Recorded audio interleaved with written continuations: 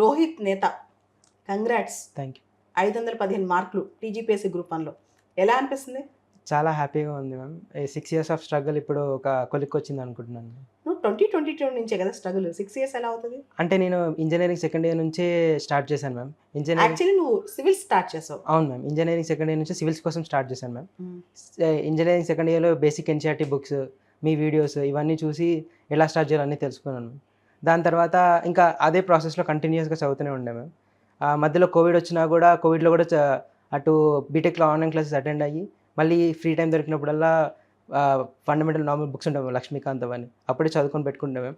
అంటే నేను ఏమనుకున్నానంటే కోచింగ్ వచ్చే ముందే నాకు ఒక రివిజన్ లాగా అయిపోవాలి, కోచింగ్ వచ్చిన తర్వాత మళ్ళీ ఇంకో రివిజన్ కావాలి, నేను అట్లా ప్రిపేర్ అయ్యేటప్పుడు. దాని తర్వాత ఒక కోవిడ్ రావడం వల్ల నాకు ఫిజికల్ క్లాస్ అంటే ఇంట్రెస్ట్ మ్యామ్. అంటే ఇంటరాక్షన్ ఉంటుంది, స్టూడెంట్స్తో మంచి బాండ్ ఏర్పడుతుంది, మేడంతో కూడా కొంచెం ఇంటరాక్షన్ ఉంటే తెలుస్తుంది మనకని. ఆన్లైన్ క్లాస్ ఉన్నా కూడా వెయిట్ చేశాను, ఒక 1 ఇయర్ వెయిట్ చేశాను. అదే టైంలో టీసీఎస్లో జాబ్ వచ్చింది. టీసీఎస్లో 1 ఇయర్ చేసిన తర్వాత రిజైన్ చేశాను. మీ దగ్గర క్లాసెస్ స్టార్ట్ అయితే నేను తెలిసింది, వెంటనే మీ దగ్గర జాయిన్ అయిపోయాను. సో మన దగ్గర ఫస్ట్ సివిల్స్ కోసం వచ్చాను. అవును, సివిల్స్ కోసం వచ్చాను. నాకు బాగా గుర్తు, ఆ టైంలో అనుదీప్ అవును ఇప్పుడు సివిల్స్ ఇంటర్వ్యూకి కూడా వెళ్ళాడు. అవును తనకు కొంచెం ఫిజికల్గా కొంచెం ఇబ్బంది ఉంటే రోజు హెల్ప్ చేసేవాడు. అవును ఎవ్రీడే తన పక్కనే ఉండేవాడు. అవును. నేను అనుకునేదాన్ని ఎంత మంచి అబ్బాయి, తన టైం వేస్ట్ అనుకోకుండా ఇంకోటి సహాయం చేస్తున్నాడని. ఇప్పుడు చూడు, God have given back to you.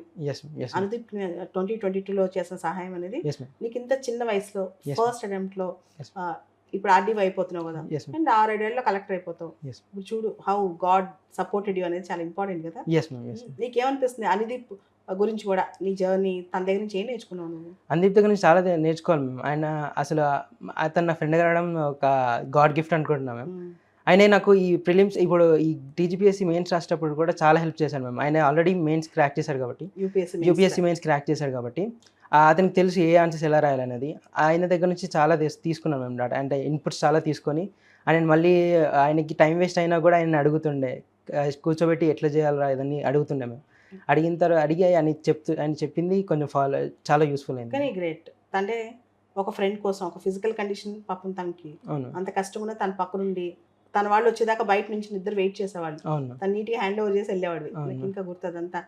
మీ నాన్నగారు ఏం చేస్తారు? నమస్తే, ఏం చేస్తారు? మా నాన్న హెడ్ కానిస్టేబుల్ మ్యామ్. సో చూసావా, ఇప్పుడు హెడ్ కానిస్టేబుల్ అయిన తండ్రి, కొడుకేమో భవిష్యత్తులో కలెక్టర్ అనమాట. ఎలా అనిపిస్తుంది? చాలా హ్యాపీగా ఉంది మేడం. ఎంత హ్యాపీగా ఉంది? చాలా హ్యాపీగా ఉంది. ఏం చెప్తారు మీ అబ్బాయి గురించి ఒక మాటలో చెప్పమంటే? తను ఆల్రెడీ చాలా కష్టపడి చదువుతాడు మేడం.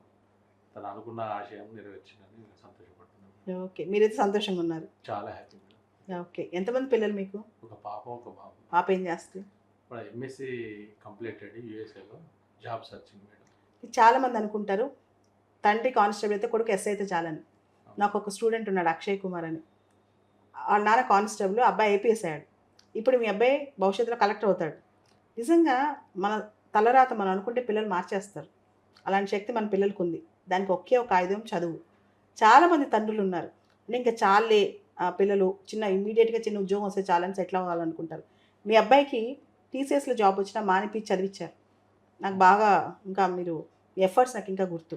సో మీకు దానికి ఏమనిపిస్తుంది అసలు? అంటే అంత మంచి జాబ్ టీసీఎస్లో వదిలేసి, సాఫ్ట్వేర్ జాబ్ వదిలేసి అబ్బాయి బయటకు వస్తే మీకు భయమే లేదా? భయమే లేదు మేడం. వాడి మీద నమ్మకం, నాకు ఏదో ఒకటి సాధిస్తానని నమ్మకం పోతే నేను అగ్రి అయినా మేడం. అంత నమ్మకం ఫస్ట్ నుంచి డిసిప్లిన్ పెరిగింది. సో మీ అబ్బాయి మీద మీకు చాలా నమ్మకం? చాలా నమ్మకం. సో ఎందుకంటే ఇప్పుడు చూస్తే సాఫ్ట్వేర్ జాబ్స్ అన్ని డౌన్ అయిపోయినాయి. అమెరికా కూడా అసలు ఇండియన్స్ మాకు వద్దు, వేరే దేశాల వాళ్ళు కూడా ఎక్కువ వద్దు, ఉద్యోగాలు లేవు అనే పరిస్థితిలోకి వచ్చింది. ఆ టైంలో మీ అబ్బాయికి చూడండి ఎంత బెస్ట్ చాయిస్.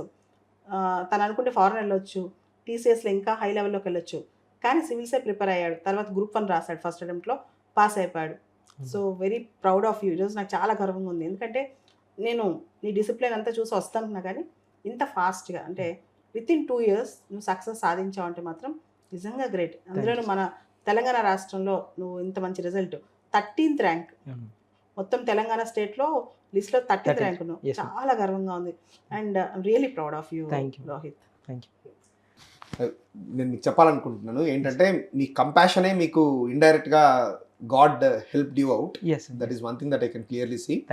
దాంతోపాటు మీరు ఆన్సర్స్ కూడా బాగా రాసి చూపించేవాళ్ళు క్లాస్లో ఉన్నప్పుడు. You used to take the extra initiative and you have always been very disciplined in class. So మీకు అంటే యూపీఎస్సీ ప్రిపరేషన్ మీ ఎగ్జామ్ క్లియర్ చేయడానికి ఎంతవరకు హెల్ప్ అయింది? చూసుకుంటే ఇప్పుడు మనకి టీజీపీఎస్సీ సిలబస్లో దాదాపు 50-40% వరకు ఇండియన్ సిలబసే ఉంటుంది సార్. సో ఆ ఇండియా సిలబస్లో మనకి మీరు ఇచ్చిన యూపీఎస్సీ నోట్స్, మీ హిస్టరీ నోట్స్ కానీ, Rahul Tiwari sir economics notes కానీ, వినయ్ సార్ ఇచ్చిన సొసైటీ నోట్స్ కానీ, ఈ నోట్స్ మాత్రమే నేను చదివాను సార్. యాక్చువల్గా వేరే సపరేట్ నోట్సే చేసుకోలేదు ఇండియాకి. ఓన్లీ తెలంగాణకి మాత్రమే సపరేట్ రిసోర్సెస్ యూజ్ చేసి చేసుకున్నాను సార్. ఓన్లీ ఇక్కడ ఇన్స్టిట్యూట్లో ఇచ్చిన మీరు ఇచ్చిన నోట్స్ మాత్రమే నేను యూజ్ చేసి ఇంత మంచి మార్క్స్ వచ్చేసి. ఓకే. సో దాంతోపాటు మీరు ఒక సాఫ్ట్వేర్ జాబ్ వదిలేసి దీనిలోకి వచ్చేటప్పుడు సార్ మీరు టెక్నికల్ బ్యాక్గ్రౌండ్ నుంచి వచ్చారు, అవును సార్, ఇంజనీరింగ్ చేశారు, అవును మరి ఇదేమో హ్యుమానిటీస్ సార్. మరి ఈ ట్రాన్సిషన్ని మీరు ఎలా హ్యాండిల్ చేశారు? అంటే టెక్నికల్ జాబ్ యాక్చువల్గా ఇంజనీరింగ్ ఉన్నప్పుడు టెక్నికల్ వైపే వెళ్దాం అనుకున్నాను సార్. కాకపోతే మళ్ళీ నాకు చిన్నప్పటి నుంచి డ్రీమ్ ఉండే సార్, ఒక ఐఏఎస్ ఆఫీసర్ అవ్వాలని. సో అది నేను మళ్ళీ నాది నేను రిట్రీవ్ చేసుకొని, అరే ఇది కాదు మనకి ఓన్లీ మన ఫ్యామిలీ కాదు, మిగతా వాళ్ళందరూ కూడా మన ఫ్యామిలీసే కదా, వాళ్ళకు కూడా వాళ్ళని కూడా మంచిగా చేసే మంచి పాలసీస్ చేసి వాళ్ళని కూడా మంచి భవిష్యత్తు చేయవచ్చు కదా మనకి. అది ఓన్లీ అయితే డబ్బుతోని లేకపోతే పవర్తోని వస్తుంది sir.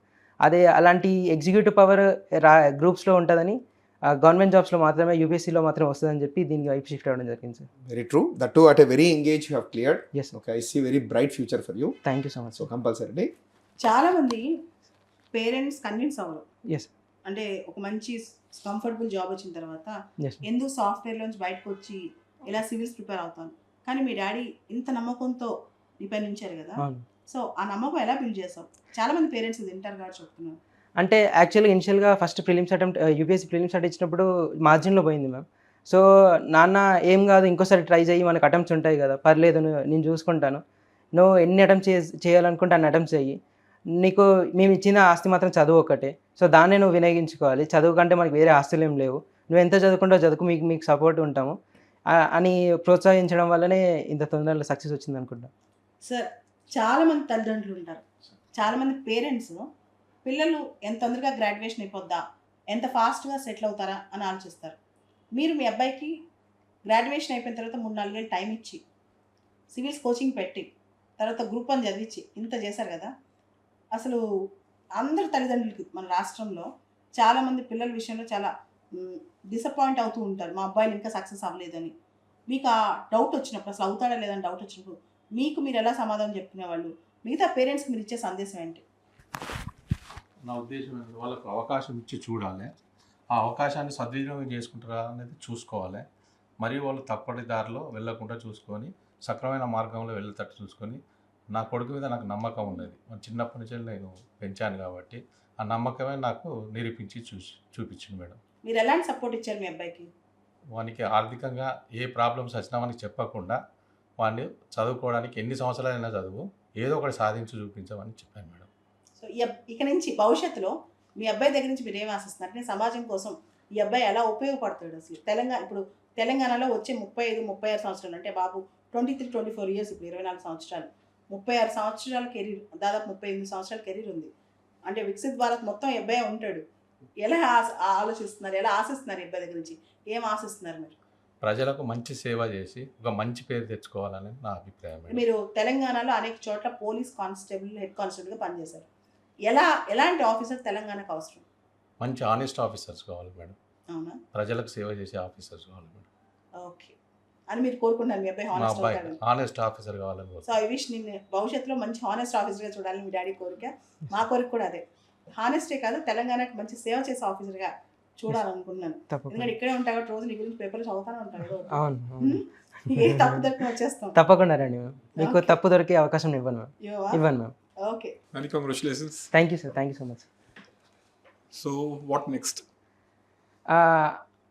I want to develop myself, sir, about by taking elements from previous bureaucrats and suggestions from them, and I need to implement them in my future services, sir.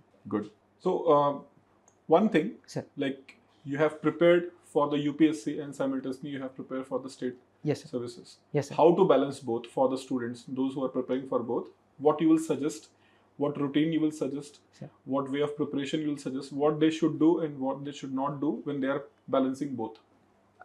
First thing, newspaper reading is mandatory, sir. I used to read 2 hours. Even I am reading newspapers since 6 years. I used to read 2 hours daily, sir. and I used to pick up the elements which are useful to my examination, and I used to note them down in my notes, sir. Then repeatedly I used to revise for every week. Then, and another thing, as we know that Indian syllabus in UPSC and TGPSC both were same, and also around 50% of the syllabus was same for UPSC and TGPSC, sir.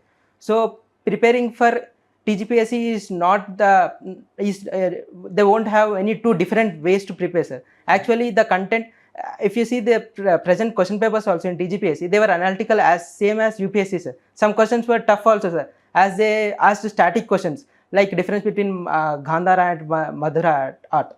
So these kind of questions, you need to prepare you can prepare simultaneously both.